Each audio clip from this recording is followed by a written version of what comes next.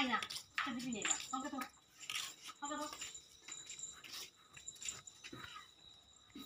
ফিনি জলে দিন না রে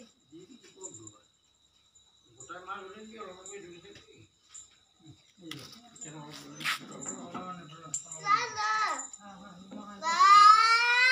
ফুলা দিছ না কে আলসা খাই না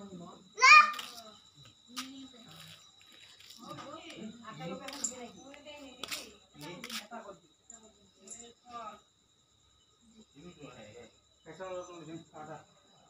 तो साउंड आ जाएगी नॉर्मल है चलो भाई चलो